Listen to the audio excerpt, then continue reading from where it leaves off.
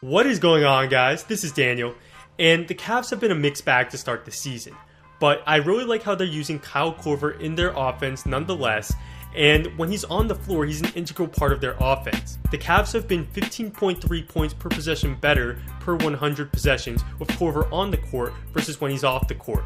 While a lot of that is versus second units, the Cavs are winning the minutes Korver is on the floor, and when we watch the film, it's not hard to see why. The Cavs do a good job of finding Korver, including in transition. So on this play, no defender picks up Korver, which is a mistake, but it happens. So Jeff Green pins in the closest defender, allowing Korver to get off a three.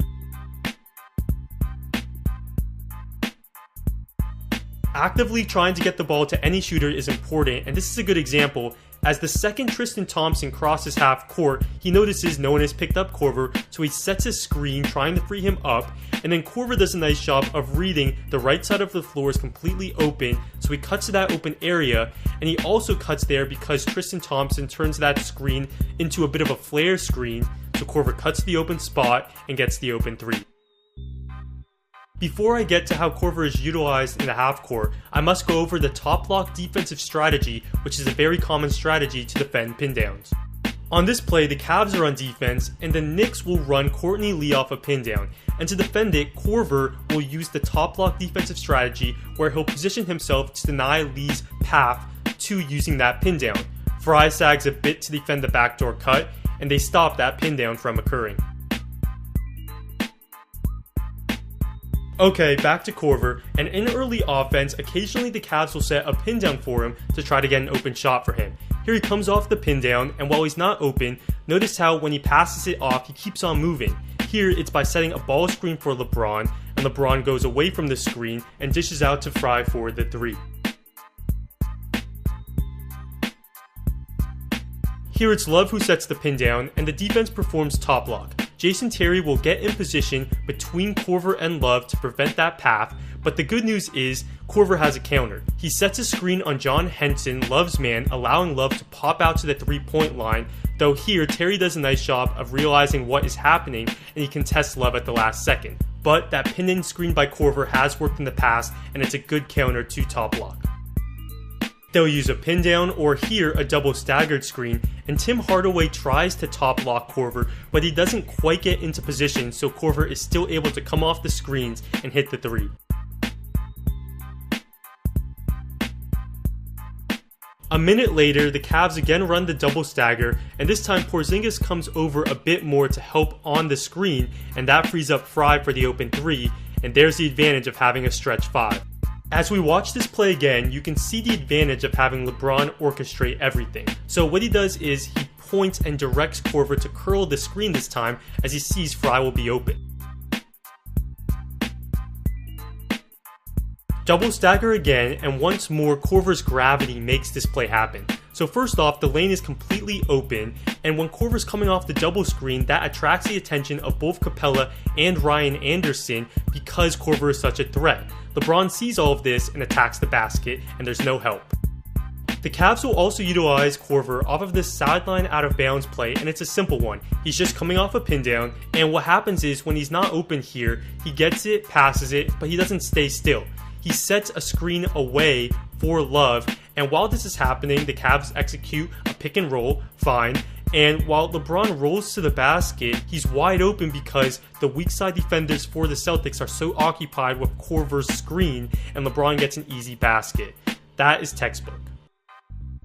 Same sideline play, and the defense does completely top lock him here, making him use the screen incorrectly, and the offense does stagnate a bit, and if you're Korver, you don't want to be facing the top lock every time you come off a screen. The good news is the Cavs do a good job of countering top lock by preventing its use and using Korver in different sets to get him open. The first instance we see this is with a variation with that sideline play. So Green doesn't set the pin down here, he'll set a screen for Korver to get going along the baseline. Then Korver will get a screen on the opposite side, and the reason this play works is now the defender guarding Korver is trailing him, not in position to perform top lock. Even though the Bucks switch that first screen, Brogdon is in no position to cut Korver off, and by his standards, Korver gets an open look. Another set that is very tough to top lock against is floppy. Simple set, Korver has an option of screens on both sides, and this makes Eric Gordon play behind Korver, because even if he did top lock Korver in one direction, Korver would simply go the other way. So Korver is able to come off the screens, he's doubled before he even gets the pass, so LeBron is able to find Green on the slip, though he can't convert.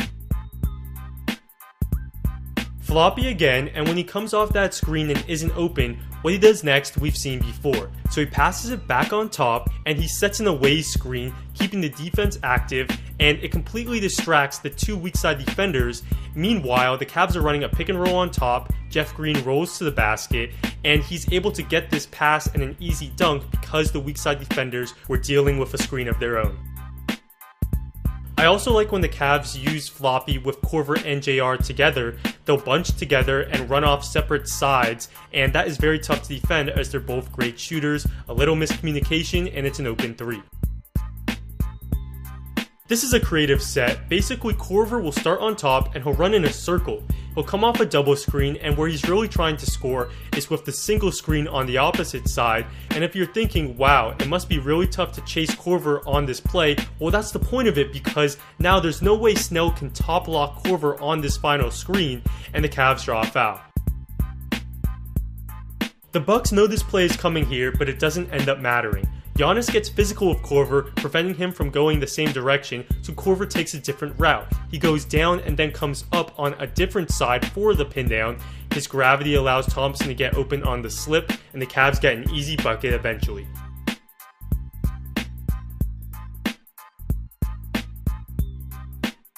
Here's another good play for Korver. It's misdirection as Fry acts as if he's setting a ball screen, but then he'll go set a pin down, and this catches Ariza by surprise as he trails Korver, allowing Korver to get a decent look. So it's clear Korver is effective coming off of screens, and that's where he's used most often, but he's also used as a screener in sets. The best way, a back screen for LeBron, and this makes it very tough on Korver's defender. Does he help? Does he switch? Here Snell decides to stay with Korver, so LeBron gets the alley-oop. Snell was very worried about Korver popping out and getting an open three. In the second half, the Cavs again ran this same back screen, and LeBron gets an easy basket. It's simple, but it's so tough to defend. Dellavedova could switch on to LeBron here, but you don't really want that either. This is a nice creative way to get into the back screen. It's the same set we saw earlier with Korver starting on top and running off that double screen, but this time instead of receiving the pin down, he'll set that back screen for LeBron. Remember, LeBron usually on this play has the ball up top, and Korver is held.